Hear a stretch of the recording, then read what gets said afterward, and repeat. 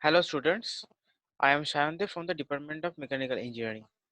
Today I am going to discuss about the introduction to fitting shop part 6. That means I have another videos on the fitting shop part 1 to 5, and in those videos I have already discussed about the basic things of the fitting shop and some of the hand tools.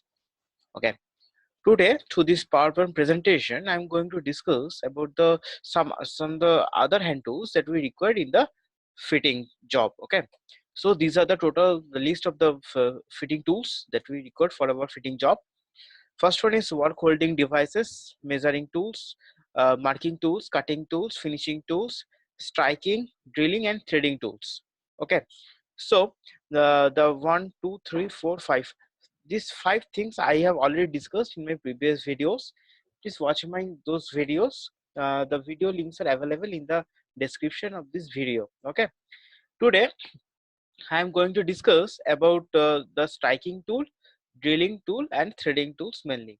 Okay, so one thing I want to say again, in our fitting shop we are going to remove the unwanted materials from our job to make an perfect assembly. Okay, so this is our primary objective for any fitting job.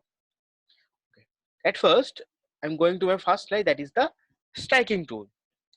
So hammers are the only tools generally used for the striking in the fitting shop. Okay, these are mainly used for the chipping, fitting, and punching. Okay, there are several other uses are there. Okay, a hammer consists of a heavy iron body with a wooden handle. In this picture, we can see this is the iron body made of iron, and this portion that is inserted in the body, this is the handle. uh, some portion is shown here, full portion is not shown here. This is the handle, and this is mainly made of wood. Okay, um, and we can specify one hammer by its weight. Okay, if we want to purchase one hammer, then we have to go to the hardware shop, and we have to tell the weight of this hammer. That means examples are two 200 gram, 300 gram, and the ranges of the weight, that is 0.25 kg to 2 kg. These are the normal range. Okay, and there are several types of hammers are there. Pictures are not shown here. I'm telling main three types of hammers are there. That is the ball pin hammer, straight pin hammer, and cross pin hammer that we use in our fitting shop. Okay, so here is a picture. This is this shown one type of hammer. This is the ball pin hammer. There are several parts of this ball pin hammer. uh, at first, this portion we can see, this is called pin. Okay, not this is called ball pin, not this is only called pin.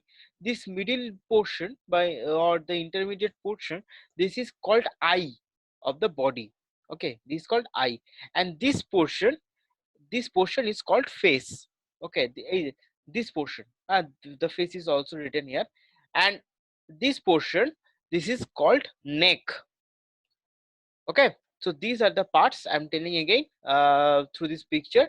This is the pin, this portion is called eye, this is the neck, and this is the face. So we can strike at this face portion. Okay, so this is our striking tool. Next, we are going to discuss about the drilling tools. uh, the tool used for making the round holes is called drill. Okay, and it is made up of high speed steel, and there are the several parts of a drill. So I'm telling the parts. This is a picture of a drill bit. Okay, we have to hold this drill bit to a drilling machine. So in this picture we can see there are I'm not telling about those picture. These are the actual nomenclature of a drill bit. I'm not going into detail of the nomenclature, just I'm going to tell you the parts, main parts. This portion, that means this is the holding portion, this is called shank. This is the entire body. This front portion is called tip, This portion is called face, is the cutting lip, and this is the point angle, and this point angle varies. Okay, I want to take one example of a point angle, that is the 118 degree. Okay, these are the several angles are there. Okay, so the one use of the sag I have already told, this is for the holding. Okay, we have to hold this portion into our drilling machine.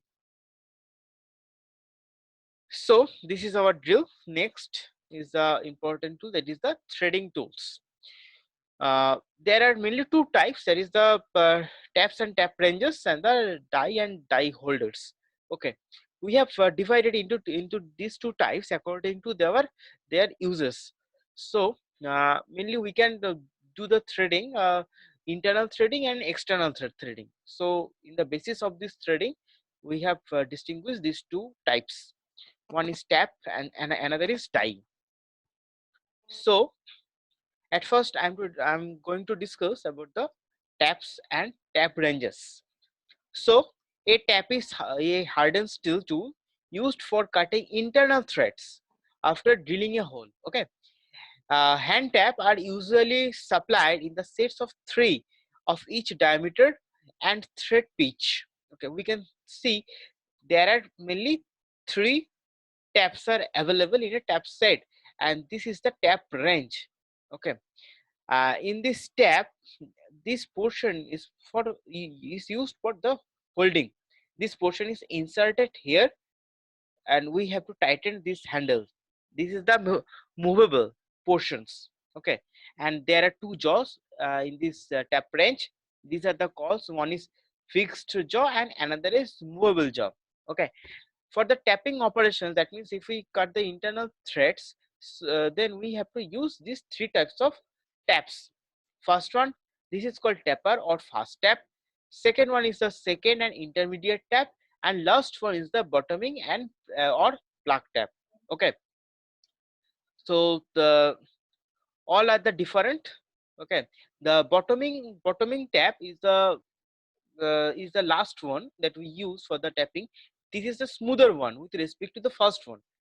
Okay, so if we want to perform one tapping operation, that means one internal threading, so we have to use three taps one by one. In the first step we are going to use the first one. In the second stage we are going to use the second one, and in the third stage we are going to use the third one. Okay, these are the common portions. Next I'm going to discuss about the dies or the die holders. Here we can see this is the entire picture of a die holder with the die handle. These portions are called handle. Actually this is the die, and this is used for the external threading. We have seen in our homes that in case of PVC pipes, we have to cut the external threads, then we have to use these dies. Okay, I'm going to explain one example, that is the in case of not only pipes, in the other cases also we can if we want to do the external threading, then we have to use this dies.